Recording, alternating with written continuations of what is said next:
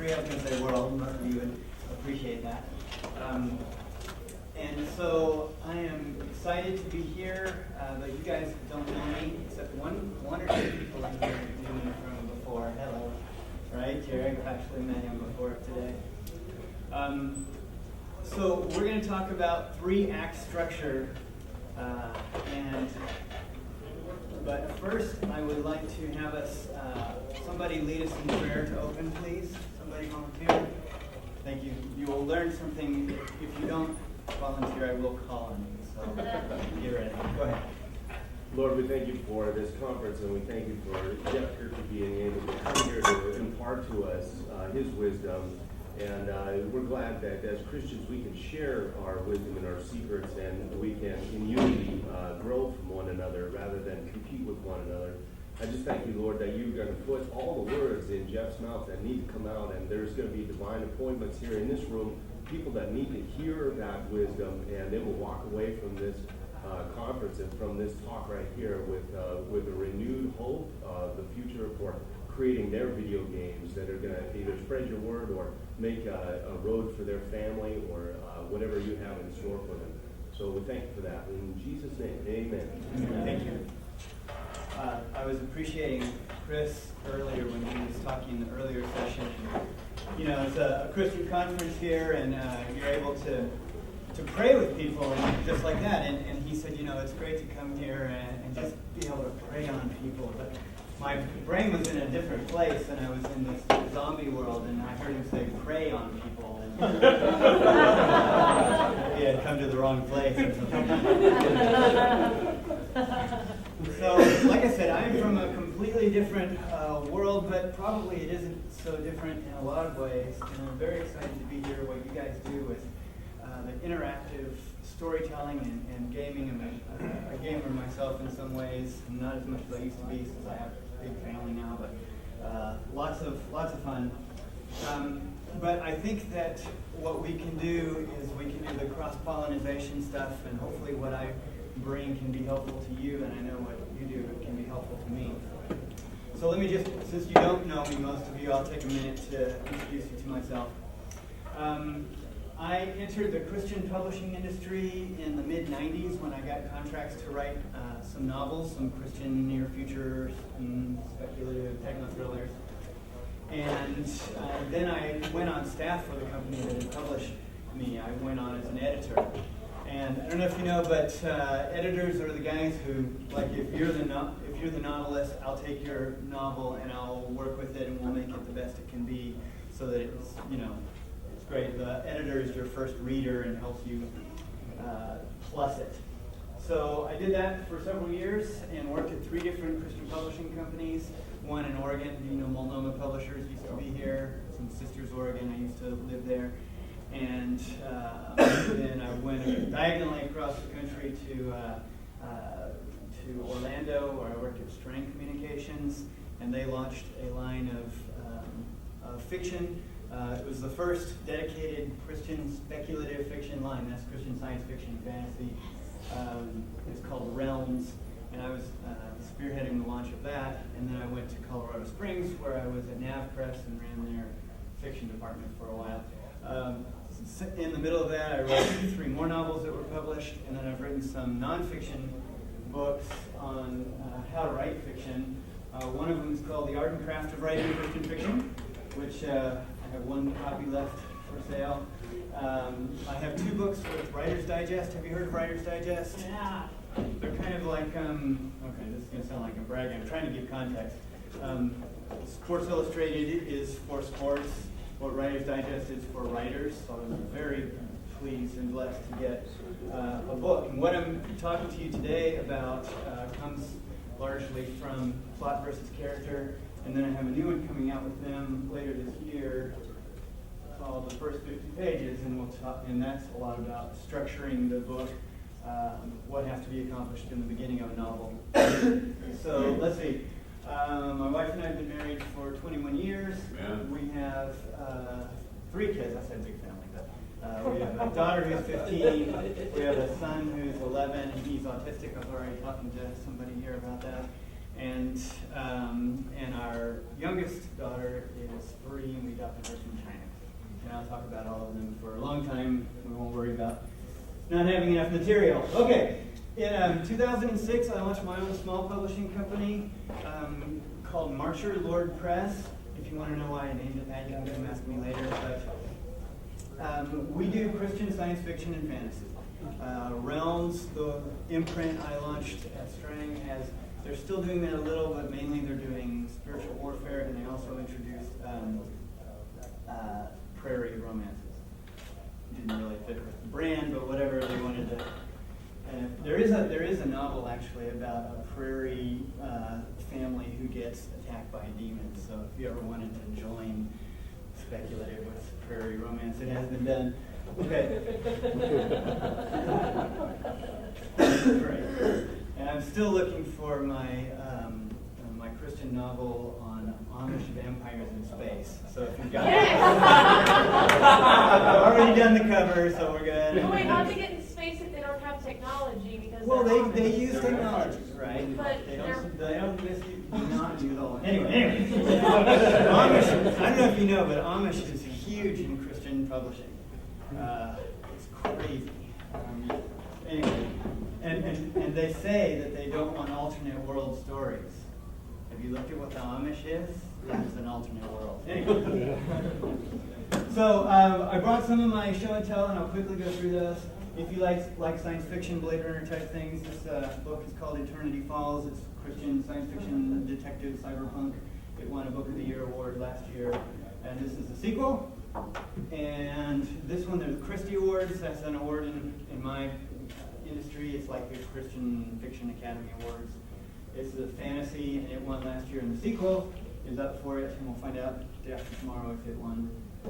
All right, so that's my show and tell.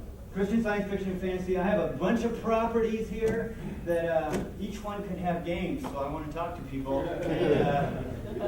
Come up and find. All right, let's talk about 3-act structure. What do you think of when you hear 3-act structure? What does that mean to you? Well, it was first used in movies, but basically intro, building, and climax. Okay. So what is 3-act structure? The plot. The plot. Okay. Okay, good. What else? Come on, you guys. You've watched movies, right? You've read books. The way the action flows. The way the action flows. We have building expectation for the viewer to know where they are in the story and what's Good. going to happen next. Good. Kind of a navigational path through a story, something like that. That's good. Intro, conflict, resolution. Okay. All right. You're naming out what the 3 acts might be. All right. So what have you heard? He said introduction, conflict, resolution. How have you heard the 3 acts defined, if you have? Rising action, climax, denouement. Denouement. They're very French of you. Yeah, a lot of people will say beginning, middle, end. Have you heard of that one? 3-act structure is just a way of organizing your story. You know, it's a framework. It's very general. But you said it started in movies. It actually started in Greek theater, so it goes way back. And people say, well, I'm not going to do it that old way. It's whatever. You really will. It's not so much what you have to do, although it's very good to study it to make sure you've got all the pieces, but it's probably what you will do even if you don't think about it. So I'm going to trust you guys to help make the transition or the translation of this for games. Because I'm coming from the Christian fiction world, or the world of fiction in general, and I'm going to tell you how it works for novels and for movies. And some games, I think, are going to lend themselves really well to this, and some games we're going to go, I don't know. Like Lance was talking about sandbox games. Well, you're not going to have a 3-act structure, probably. You might have episodes that have that structure. But the thing itself is supposed to be open-ended and not have an ending or whatever. And then if you've got a Tetris game or a defend the tower type game, it's probably not going to have structure. But if you're doing these linear games and the role-playing games, things like that, they can have structure. And Chris thought it was useful to bring me out here to talk about it, and so I'm hoping it will be. But for the sake of today, for my session, I'm going to have you guys think of yourselves as novelists, okay, or screenwriters. Okay, you all want to be anyway. Don't lie to me. You've all got a story in there at least, right? So get out some paper or you get out your laptop, and I'm gonna guide you through how to create the structure for this story, the ultimate, most awesome story. You're gonna write the structure of it right here in class. Okay. So 3-act structure. I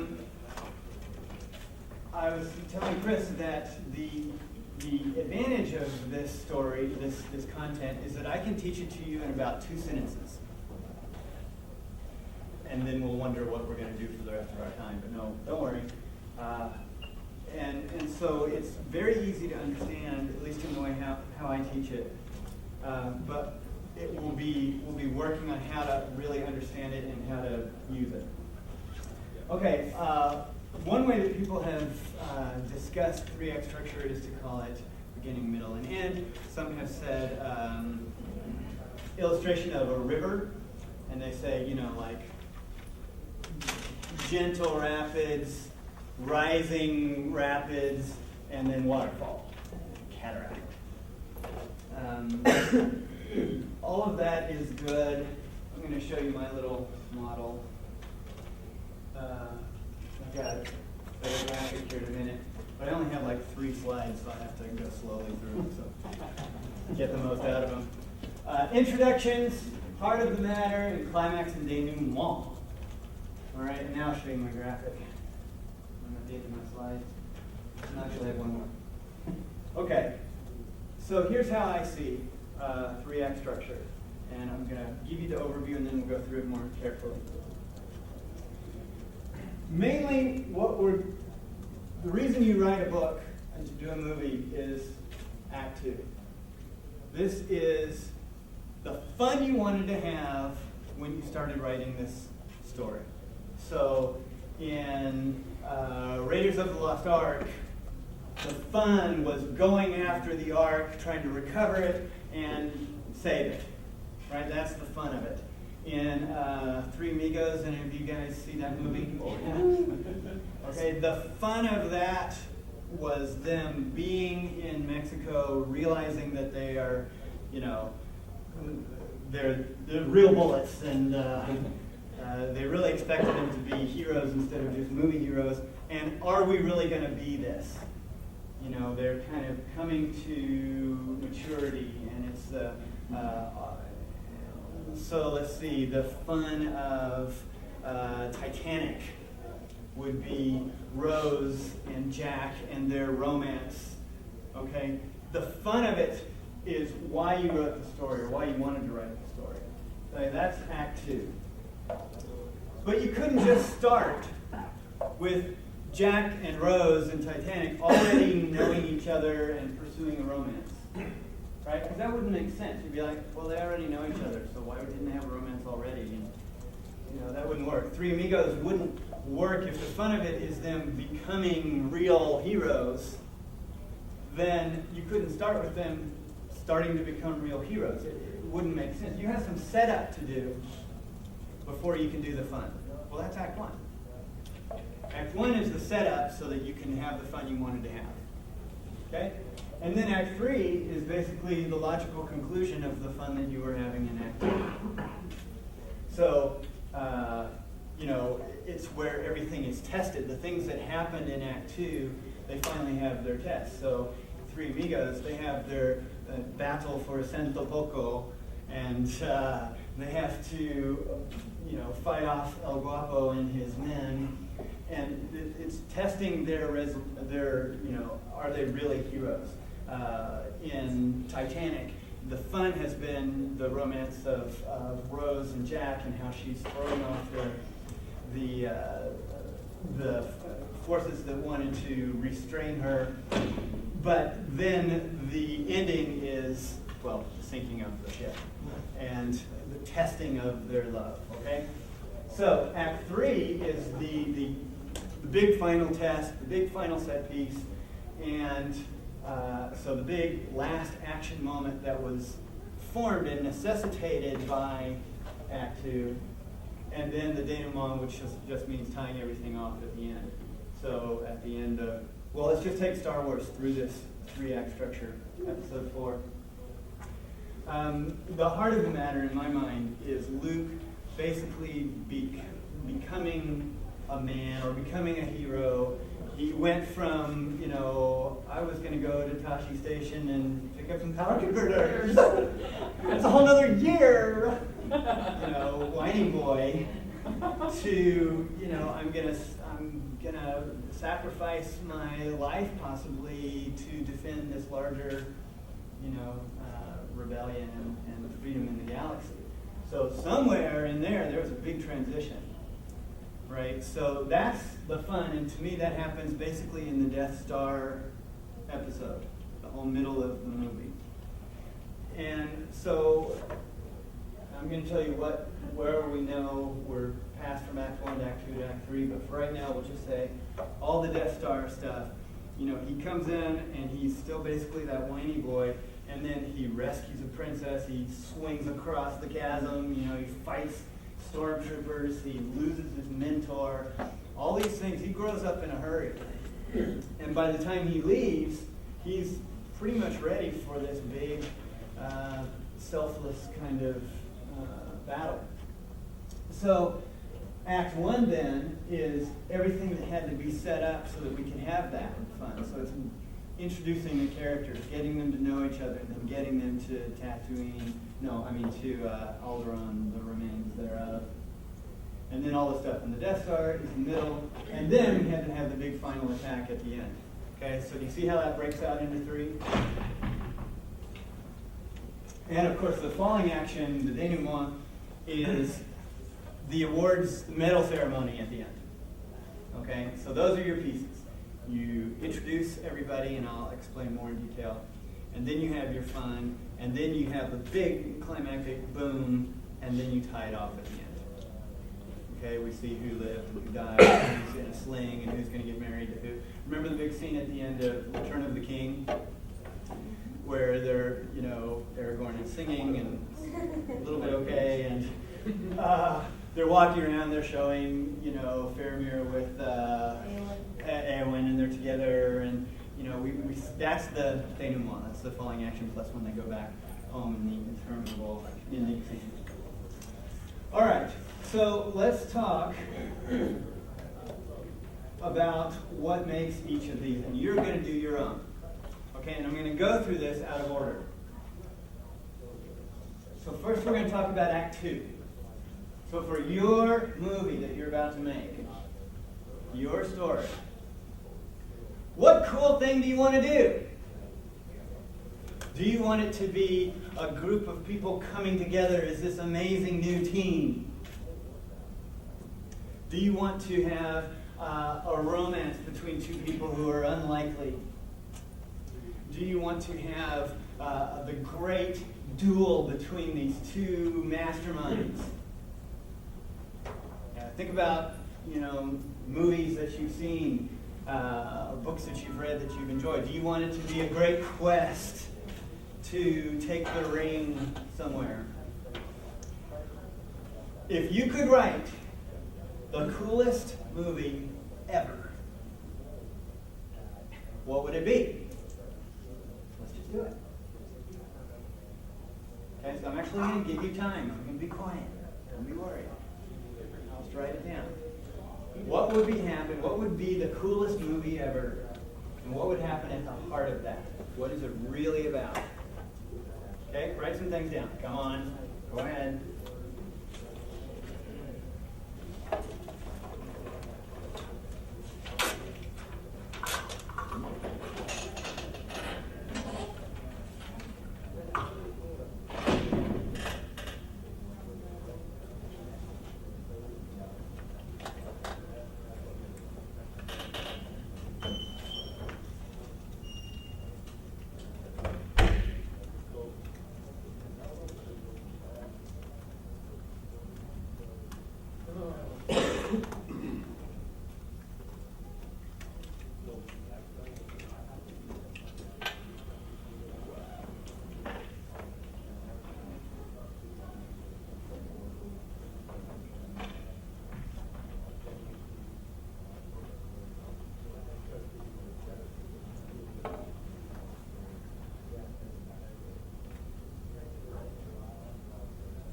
if you had to finish this sentence, this is a movie about.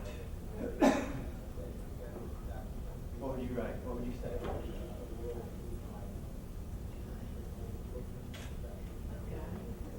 No, you kind of actually have a full sentence.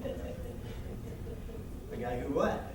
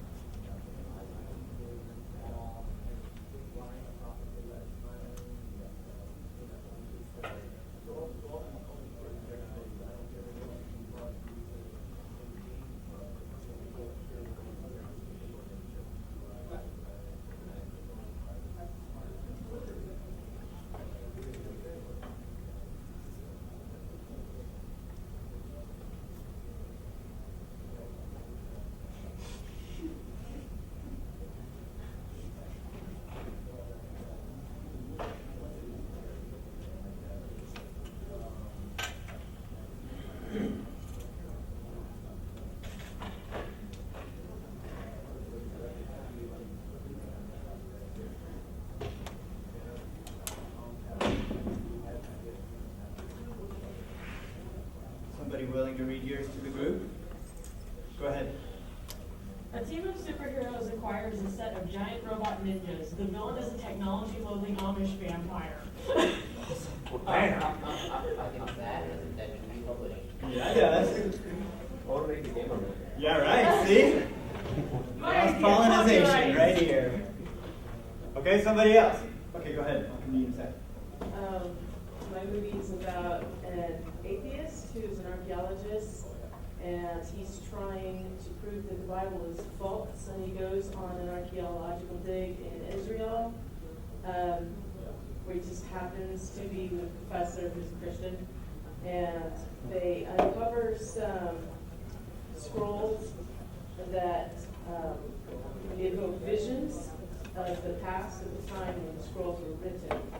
And so the guy has to come to terms with the fact that the scrolls are actually real and the Bible is real. Okay, okay, very good. Very good. That's got legs. In the near future, the world is controlled by an empire which is destroying everything. So one man starts a rebellion against it to lead. Okay, excellent. All right? These are great, whatever you've got. If you don't have anything yet, maybe one will come to you. So Act 2 is going to be that. It's going to be the execution of that cool thing.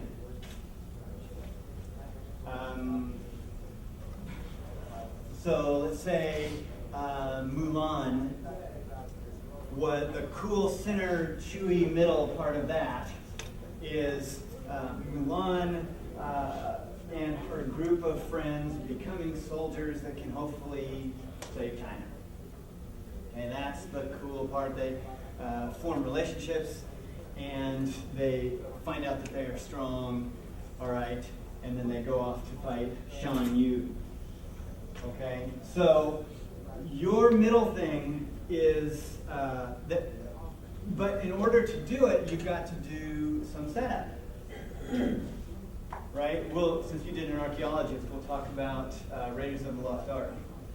Okay, you couldn't just start with Indiana Jones going after the Ark because the audience would have no clue, we would have no context, we wouldn't care, we would think he just all the time goes after arcs, you know. So you have some things to do in your Act 1 to set this up, okay? So if I wanted to tell a story about Amish vampires in space, let's just do this one. Let's workshop it. Can I be the villains? Maybe. Amish vampires in space, okay? And the heart of this story is, well, we're going to make at least one of the characters a hero, and it'll be an Amish vampire in space. Okay, but some of them could be villains too. And our pure-hearted vampires are leaving the Earth because Starved in space. it's become too technologized, and they want to seek their own vampire feeding grounds elsewhere.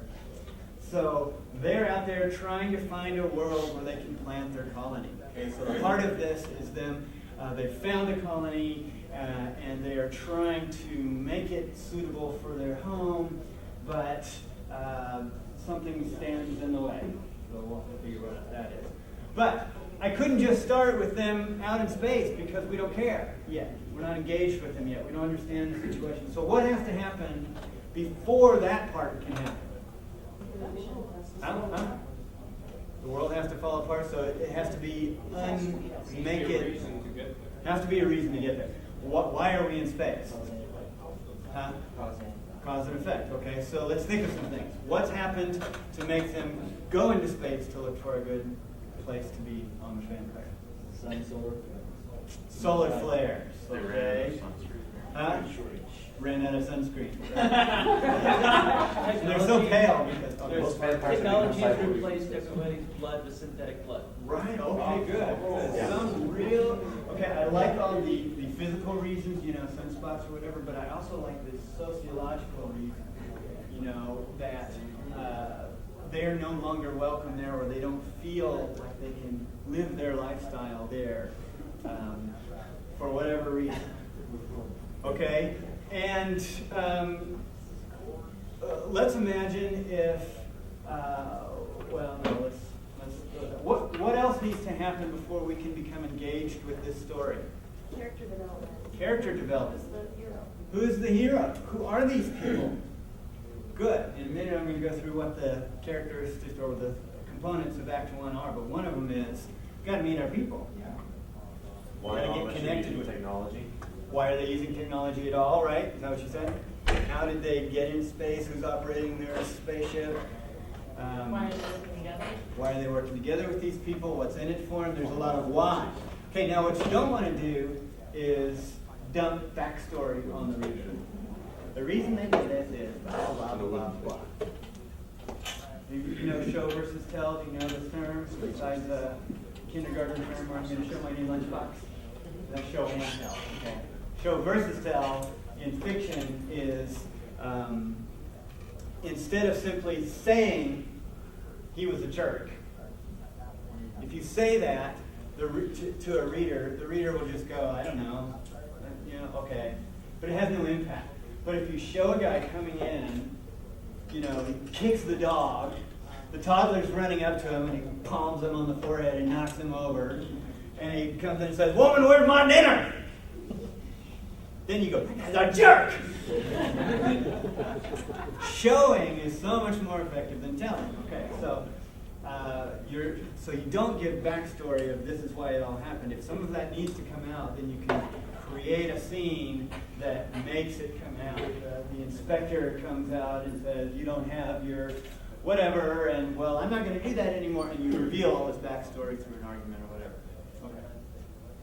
So, okay, and then at the end of our story, so we've done our setup, we've gotten them into space somehow, right? We've learned why they had to leave, we've learned who these people are, we've got them in space, now they go and they find their new colony, and they have their whole adventure of trying to make a new life on this new place and all the conflict that they're going to have.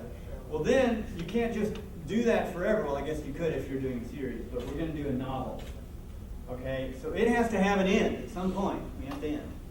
It has to come to a big climactic moment, and then it has to end. So, what could be the climactic moment? We've kind of left out a few things like who the villain is or whatever, but go ahead. Colony fails, everybody dies. The colony fails and everybody dies. That's a legitimate ending. Your readers will hate you. But you don't feel so bad, Phil? You should care, probably. You have the Mennonite. What if Nelson. the entire cast was paramount on the main bad guy, pronounced as being the good guy here throughout the entire film, and it's like a big old reversal. Right, at the end you go, "Oh, he was trying to save us," or whatever. Nice. I got one. There could be a time lock, like we need to find some sort of food within 24 hours or so, or we're good. going to starve to death. Good, I call that a ticking time bomb. We'll talk about that. Very good.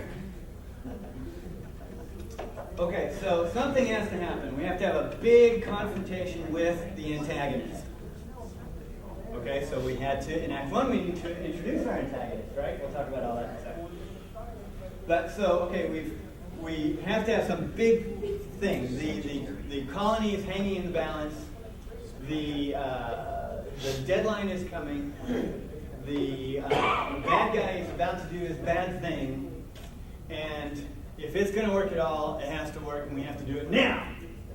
Okay? So you've got your big conflict. And then, whether they live or die, win or lose, then after that there is some falling action. You know, the battle took place, and we'll go negatively, and we'll say, well, the good guys lost. Well, probably they didn't all die. Probably some of them just survived, and they're going to keep fighting, and they got on an escape pod, and they'll go to the next place. Or they won, but they were injured, and so we have to tie off all that. Okay, so you see that? You see how we workshop that out? Okay. An analogy I use for career structure is going to the amusement park to ride the carousel. You got kids.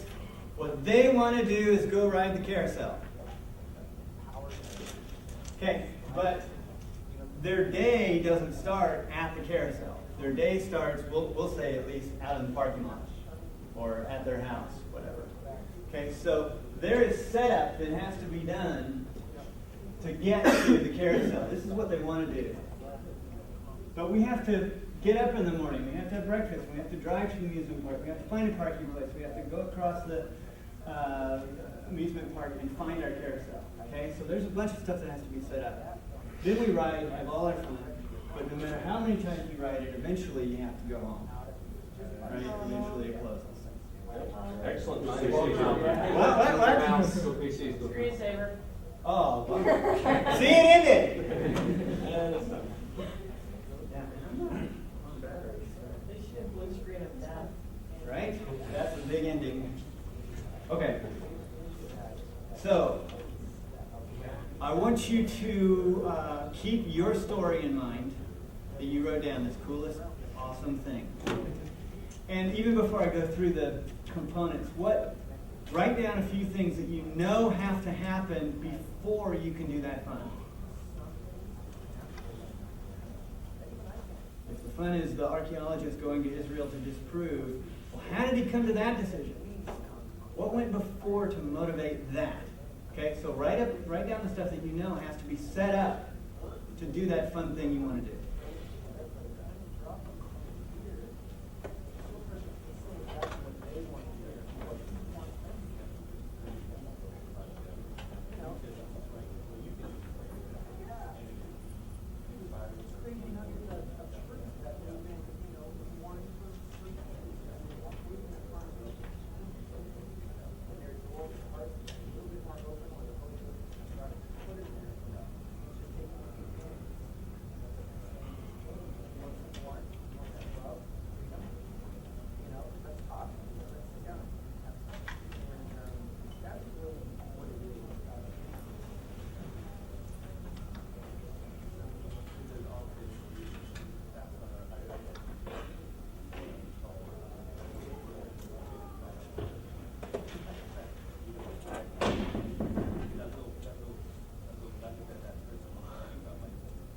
So somebody tell me a couple of things. You might have to tell us what your story is, and then what are some of the things that have to be set up.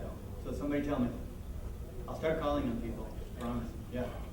So the one line story synopsis is essentially the guy upsets the status quo for the better.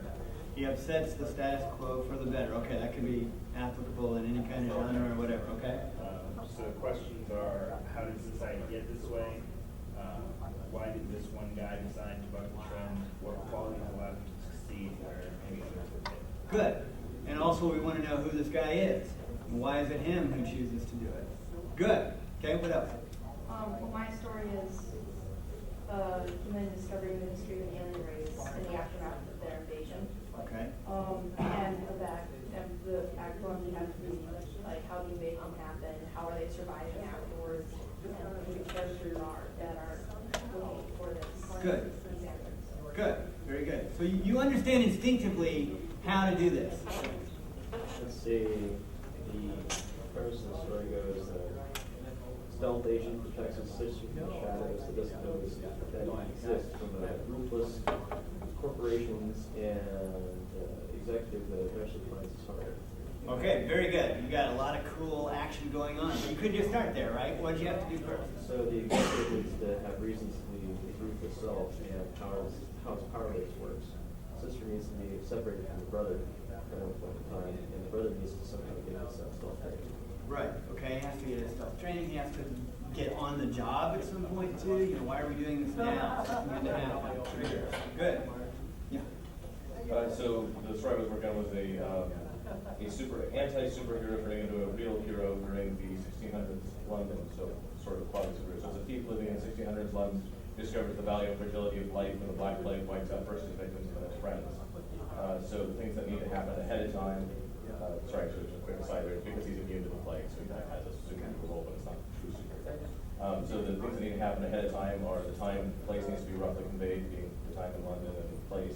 The character has to be set up as a scoundrel initially to be able to transfer to a good hero at the end. Relationship with a few friends needs to be established so that he has some loss to be able to encounter, and then the threat of the plague needs to be set up early on so people understand what's about to happen. And also we have to establish some of his villains, some of his enemies. Because first it wipes out his enemies and then it wipes out his friends, right? So we have to learn some of those guys first too. Well, it wasn't. So the story wasn't meant to be. Victims were faceless. It's just him preying on the poor of the city. So as they start dying off, he has to find other people to steal things from. Okay, very good. So you understand what I'm saying here. You have to do some setup before you can go have your fun. Okay. Did you want to read yours or are you just stretching? Okay. All right. So let me tell you some things that I think need to be done in Act 1. And you can write them down, and then if you have ideas of, ooh, I didn't think about that for my story, what would it be? Okay, you can fill those in too. Okay, the three main things that need to be, well, let me just say, on the whole, what Act 1 does is prepare the reader or the viewer to understand the movie, to comprehend the fun that you're going to have. It sets the reader up or the player up to be able to enjoy the middle part. Okay, it's orientation, it's introduction. Okay, so there's three main tasks for Act 1 within that. And one is to introduce all your main characters. Introduce all your main characters. Okay, nobody likes a book or a movie where the guy that you just met 5 minutes before is the one who saves the world. We want our hero to save the world, right? And we don't want a villain that we just met to be the ultimate bad guy. That doesn't feel right. Okay, so you need to introduce all your main characters, including your villain, in Act 1.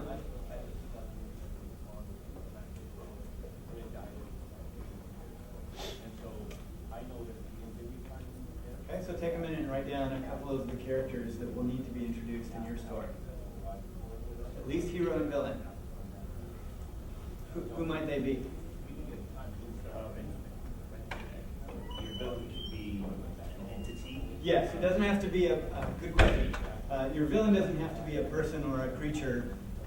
It can be a force, man versus nature, or man versus technology, or man versus society, or whatever. But you need to introduce that gets into my next one.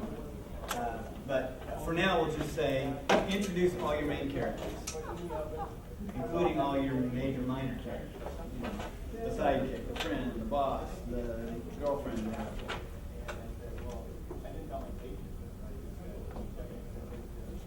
Number 2, you need to introduce the main challenge or problem of the story. You need to introduce the main challenge or problem of the story. So, if the fun of your movie is going to be your spaceship crew stuck on a deep space craft with a creature who eats them. Heard of one like this? I don't know. Then in Act 1, not only do we have to introduce who all our players are, but we also have to introduce that there's a creature who's going to eat them. Okay? So, make sure you've introduced what the main challenge is going to be in that middle section. And then the third part is that the hero fully engages this main problem, or this main challenge, or that main challenge fully engages him. Okay, so let's look at Alien, which is what I was describing. Act 1 ends, well, let's just say it this way. The fun of the story, if you will, the fun, is Jaws on a spaceship. Right? It's a creature who is going through one by one and eating the people, or tearing them apart, or whatever it does. And they can't get away, and they're trying to defeat it. So that's the big duel, okay? Man versus monster, whatever. But they couldn't just start there. They needed to introduce all the main characters, needed to introduce that there was a creature that would eat them, and then they had to fully engage the story, or the story had to fully engage them. In this case, the story fully engages them, because the chest buster comes out and slithers, and then slithers away, right? Off into the dark recesses of the spaceship, and we know it's out there and it's going to start killing them. So at that point in the movie, we've met all our main characters, we know what the main challenge is, and the main story has engaged them. Okay? In Star Wars, Episode 4. Act 1 is all the setup, but where does it end? Well, when have we met all the main characters? When they blast out of Mos Eisley, because the last main characters we had to meet were Han Solo and Chewbacca. Okay, so, huh? What about Leia? Well, we've met her earlier. Oh, that's true. The viewer has met her earlier, and the hero has kind of met her because of the.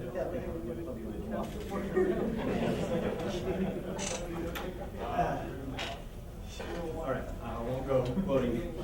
And so let's see. The main challenge of the story is, well, a couple of things. The evil empire is there, but also the princess is in trouble. Looks like she's in trouble. I better watch the whole message, right? I want to go help. And then the main story, the main challenge, they have embraced it and engaged it by blasting out of Mos Eisley and going off to try to get her to all work on fire. Okay? So in your story, look at the three things. Make sure you've introduced all your main characters. Make sure that you introduce what the main story is, whether it's a plague or what's the challenge? What's the big thing going to be that they're going to be dealing with? And then how does it fully engage the hero, or how does the hero finally decide, I'm going to deal with it? In my first novel, the fun I wanted to have was a cyber duel between my hero and the villain. He was a mass murderer who killed people by assassination across the future internet. Okay? And my hero has this theory that there's somebody out there doing this, even though the officials are all saying it's accidental death. Okay, so he thinks there's somebody out there, and the fun of the story was the duel between these two guys. They fight each other, they begin fighting, they win battles back and forth, they battle all across cyberspace. That was the main thing I wanted to do. But I had to set some things up, and I had to introduce all my characters, I had to introduce the main challenge, which was this guy killing people, and then I had to fully engage my hero. And so the way I did this at that moment was the villain has decided that he doesn't like our hero nosing into his business and maybe, turning him over to the FBI or whatever. So he decides he's going to kill the hero, but the hero isn't home at the time, but the hero's son happens to be home and online, and so frankly, that'll work just as well. So he attempts to kill our hero's son. It doesn't happen, but it does injure him and sets the house on fire partially, and our hero comes home and finds the house partially on fire and the firemen all there and the smoke alarm going off. And he's with his FBI agent who's been trying to get him on board. Come on, you know more about this stuff than we do. You got the theory. Let's have you be on board with us. And he doesn't want to do it. But suddenly he's involved, right? Because his son has been attacked. So the way I marked that moment was I had him go upstairs, go through the smoke, push aside the fireman, see that his son is injured, but okay, and he grabs an axe from the fireman and slams it into this blaring smoke alarm and silences it and turns to the FBI agent and says, if you give me what I asked for, I will take this guy down. He is fully engaged in the main story. Okay, so think about your story. And I'm going to have you write down that point.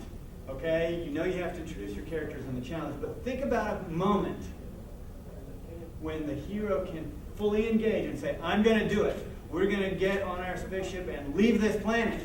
We're going to blast off and save that princess. Okay? For your story, what does that moment look like when they fully engage or they are fully engaged by the story? Write it down.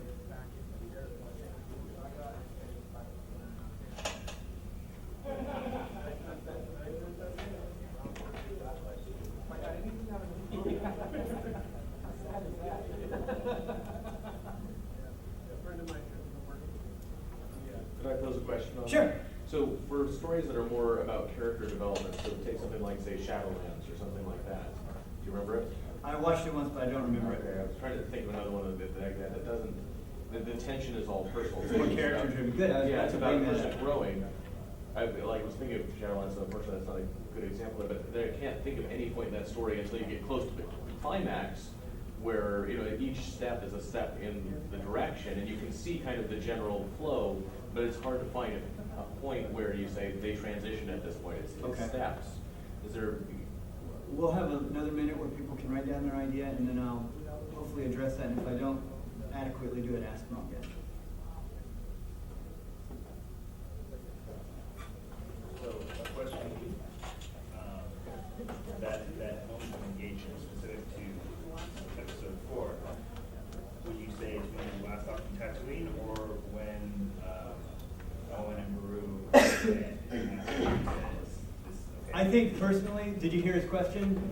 In Star Wars, was it when Uncle Owen and Aunt Beru were killed? There's nothing for me here now. I want to come with you to all the ways, of course. Become a Jedi like my father. For him, that was his moment of engagement. There's nothing for me here now. I'm ready.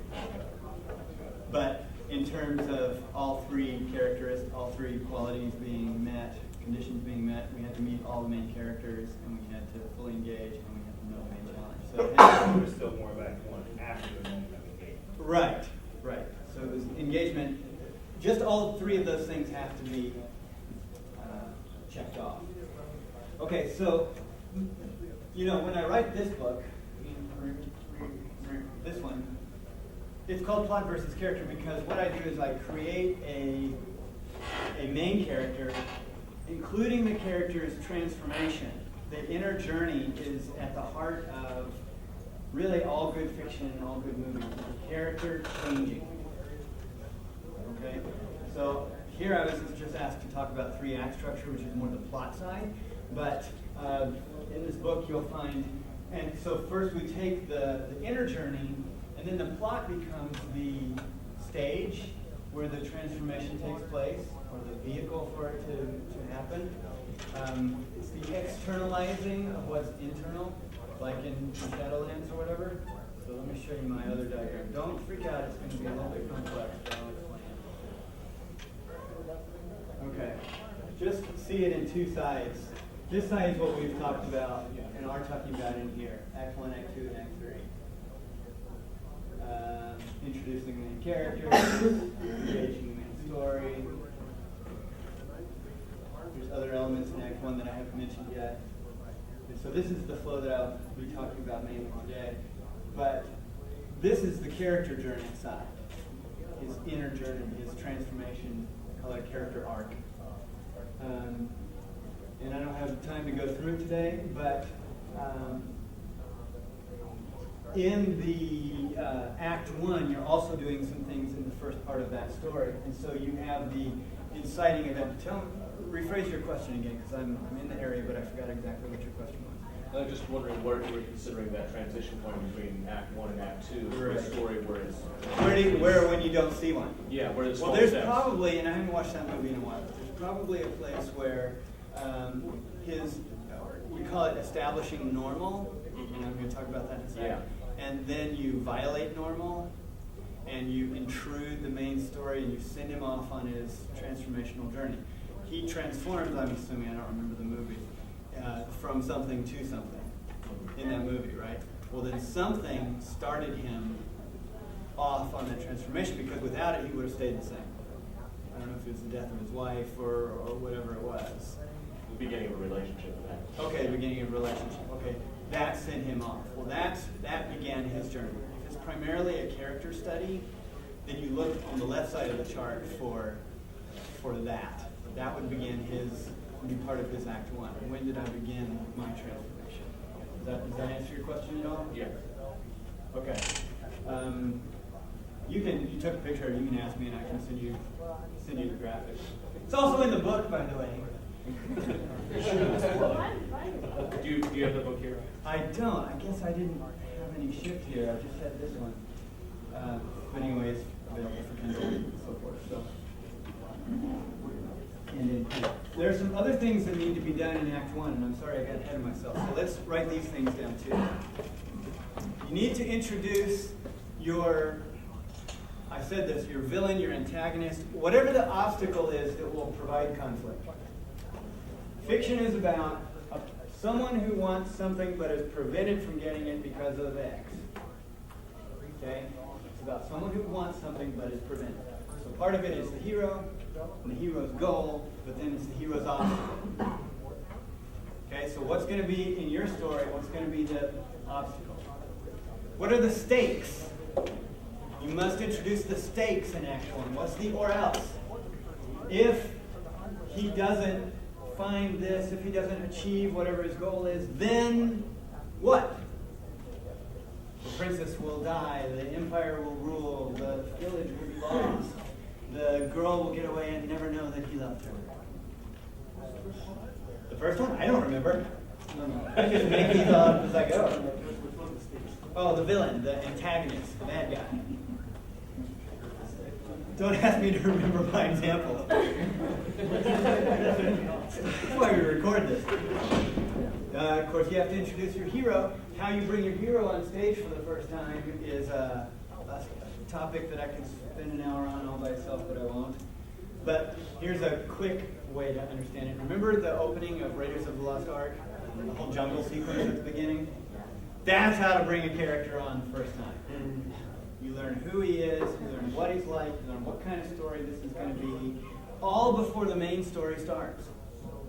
The main story is going after the arc. Okay, so bring your character on stage in a way that reveals his essence.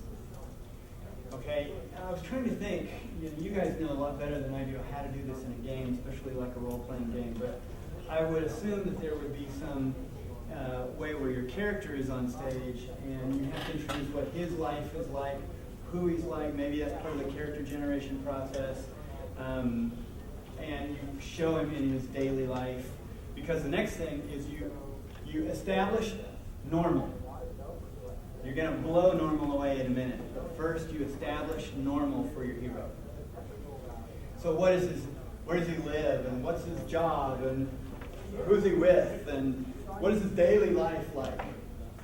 You know, our Amish vampires are not in space, but their normal life is living in Pennsylvania and chewing on the locals or whatever. So we introduce their normal before we violate the normal. That's a principle for you. Establish normal before you violate normal. So what is your hero's normal? What is his normal life like before the main story intrudes? You know, we saw Luke Skywalker's normal life. You know, he's on the moisture farms and, you know, doing chores and blah, blah, blah. That's his normal. He longs to get away, but he can't. And also you establish the normal for your story world. What are things like before the main action comes? How are things going? What are things like? You introduce the genre. You know, if you go 200 pages without bringing on an elf, we're not going to know it's a fantasy. Right? No, they have to have an elf. But I mean, you give some clues to let us know what kind of book this is. Or when you finally bring it on, the reader's going to go, right? You do it all in Act 1. The style of your book, if you want to have, or of your movie, if you want to have a comedy, then it can't be about, death camps and plague people for the first act, right? You can have, if it's going to be a musical, you better have a song in the first 5 minutes, right? Okay, so you establish what kind of book this is going to be, what kind of movie, the tone, what kind of game this is going to be, right? So if you're going to have a game about, defending the farm or defending things from other things, then pretty early we need to know about that, so we start generating those skills as a player. That might be a tutorial, basically. Okay. Another task of Act 1 is you have to engage your reader or your viewer or your player. And in the other book, the first 50 pages, I say that job 1 of your first 50 pages is to engage the reader. If your reader doesn't care, everything else doesn't matter. So if you are doing a game, you better engage your player or they're not going to see the great things you did at the end. Okay. Yeah? When you're in Act 1 and you're establishing, can you use something from the timeline of Act 2 within Act 1 to establish this? Sure. Like, especially if you're establishing whatever the main challenge is, the main danger is in Act 2, then yeah, it's going to be visible in Act 1. Maybe that's how, the stormtroopers come and they're chasing down the droids in Star Wars. Well, that all happens in Act 1. They're the main danger of Act 2. But yeah, they came in early, sure. And in fact, that's a good way of doing foreshadowing, where you're showing what's going to come later to start bringing in some of those elements. Okay? Did that answer your question? It kind of does. I was thinking of highlights at the top. You've got, at the beginning, you've got stuff from right near the end. Right. Right in Act 1, but it's required at the beginning. Right, okay, what she's talking about is methods of beginning, and in novels and in movies, I guess in games. There's 4 main ways of beginning. One is what I call hero action. That's like in Raiders of the Lost Ark, where you see the hero doing something interesting. Because if job 1 is to engage the reader, we have to have something interesting happening.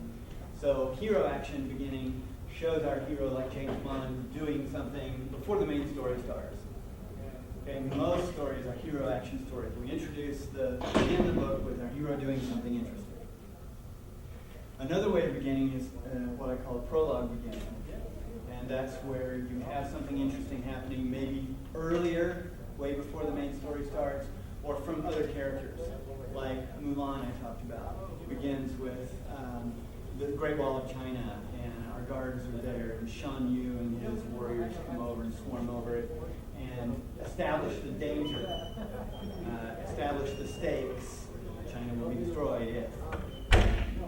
And then we don't meet our main character until later. That's a prologue beginning. Another kind of beginning is called in media res, which is Latin for in the middle of things. And that's probably how Highlander starts, although I haven't seen it in a while. If it starts in the modern day, did you see Megamind?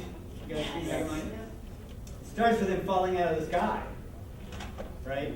Well, that's not how it really starts, because he says, well, we have to go back to the beginning. And that's an in media res, where you start at something that happens later, and then after a little bit in that, you go back, and basically you catch up to that. And then sometimes that's where it ends, or sometimes you catch up to it and then extend it. Okay? That's how they did it in Megamind. And then the final beginning, yeah. What was that term again? In media res, I-N, like in, and media, like media. And res is R-E-S. R-E-S, which means in the middle of affairs. And then the final beginning method of beginning is what I call a frame story, where it's kind of like the Titanic movie, where you have somebody in the future and they're just narrating, and we go back, and most of the middle is the back, what happened back then, and then at the end, or sometimes in the middle also, we come back to that person we started with. It's framed. Okay, let's see. Also in Act 1, you have to introduce your danger, but that's the main challenge of the story. Okay. And you have to introduce your character's inner journey if they're going to have one. Some stories don't. Indiana Jones, he doesn't do a lot of transformation. James Bond, not a lot of transformation, at least in the older James Bond films. Okay, but if you're going to have one, then it has to happen in Act 1. Okay, and then Act 2 is all the fun stuff. Mainly it's rising conflict. And when I tell it from the perspective of the character journey, it's the hero has an old way that's hurting him and a new way that could lead him to freedom. So Rose in Titanic, her old way is, I'm going to marry this guy who's abusive and I don't like because it's going to save my family. Right? They're going to have the money they need because we're out of money. I better marry this guy. That's her old way. It's going to hurt her. It's going to be damaging to her. But it's the only way she knows right now. The new way that comes along that suggests itself and says, hey, this would be better, is in the form of Jack. Marry this guy who has no money, but is an artist and goes wherever he wants. And that appeals to her because she's feeling trapped.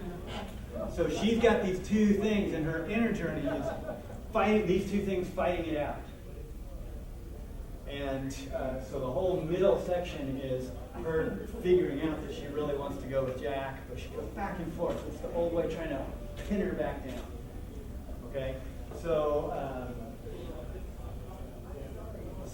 that's happening in the middle, and then at the end, or at the climactic moment, happens just before this, internally she has her moment of truth. I want to be with Jack. She makes her final break, her final decision. And then everything else that happens after that plays out because of what she decided there. My best example of moment of truth is Jesus in the Garden of Gethsemane. And I was so surprised that in that Plot versus Character Writer's Digest book, they let me use this example. It was awesome. I put it in, I thought they're going to totally cut this, and they didn't. So Jesus in the garden, right? We believe that no matter what, he would have gone through with, the crucifixion. But let's just, for the sake of discussion, for the sake of fiction, let's say that he really did wrestle with, I really could call those angels.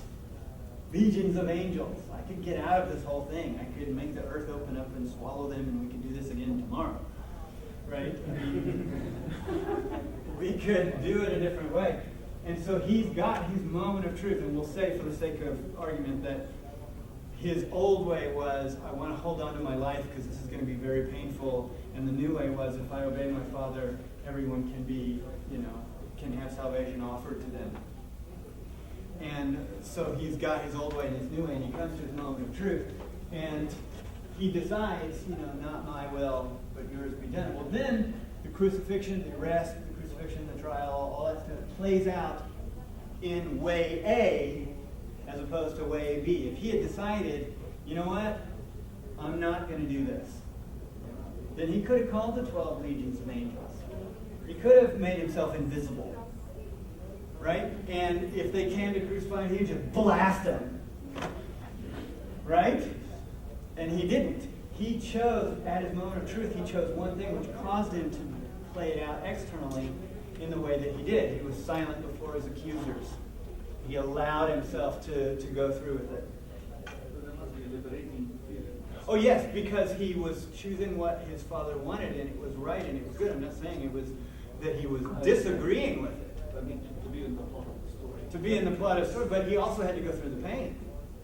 Right? But the joy of us being liberated. The joy. Right. Oh, and there's another good one from Lord of the Rings, Return of the King, when Theoden has been feeling like a coward, and all this, and then he rallies his troops to attack at Minas Tirith, and then attack again when the big Oliphants are coming, and he gets crushed. He stands up to the big Lord of the Nazgûl, right?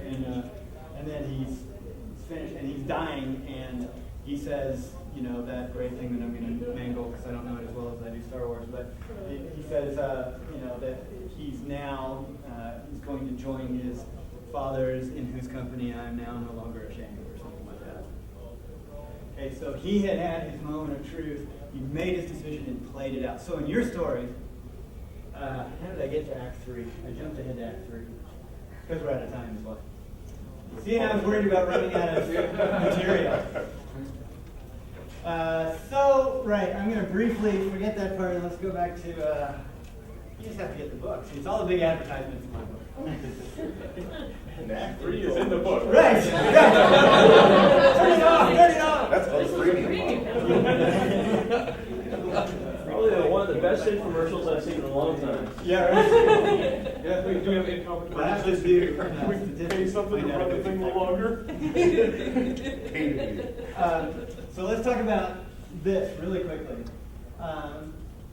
Act 3 becomes the whole book in microcosm because you can't just start Act 3 at the climactic moment. He's in the trench in the Death Star and he's launched his proton torpedo and it's going to blow up or not blow up. You can't just start right there. You have some lead up to that. A lot of times Act 3 will be a standalone set piece. The battle against the Death Star. Okay, the Battle of Santo Poco. The opening of the Ark. You see how these are kind of self-contained units that offer this awesome climactic frame. Okay, so I forget what we had on our Amish tags, but Amish vampires in space. yeah. So let's do Raiders of the Lost Ark. Well, I started with Star Wars. So the climactic moment is all his guys were covering him have been blown up. He's alone. He's about to come into the part of the Darth Vader's targeting device, and he's turned off his own targeting computer and he's using the Force. That's the climactic moment. Well, you couldn't just start there. You had to have some, or we wouldn't understand it. There's stuff that came before, like the briefing of how we're going to attack this thing, and what has to happen for it to work. And then they have to go get into their ships and have all kinds of conversations and the deleted scenes and get in their ships and go out there and begin the battle. Okay, so in your story, we don't have time, but I would have you, for your homework, write down what the climactic moment is, and then back up and go, okay, well, what has to happen in Act 3 to set up that climactic moment? Well, they have to get to the cave, and the Ark has to be there, and they have to be tied up, and they have to have all the Nazis there, and they have to start opening. All the things that lead up to that big climactic moment. So in yours too, you've got to write all the lead up.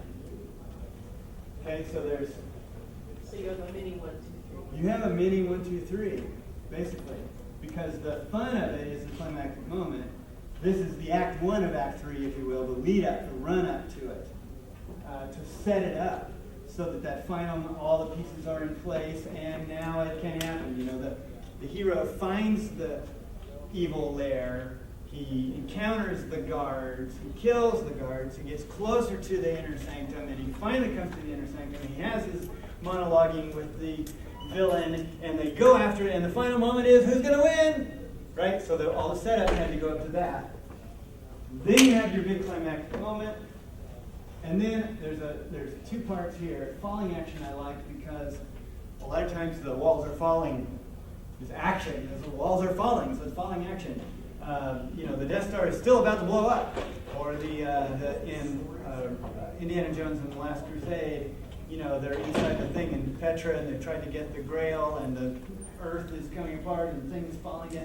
They still have to get out. The main climactic moment is over, but they still have to get out. There's still some falling action. So don't forget that part. Don't jump from, aha, I killed the bad guy, to award ceremony. Let there be a little bit of how did we get out of that moment. And then the final part is the resolution, the denouement, where you find out who lived and who died, and who hooked up with who, and who got promoted, and how the world is now. And if you're setting up a series, then you also show the little part where the bad guy is still there. Darth Playing Vader one got of away and she exploded Death Star. Right. When Darth Vader writes his TIE fighter and goes off, we know we'll see him again.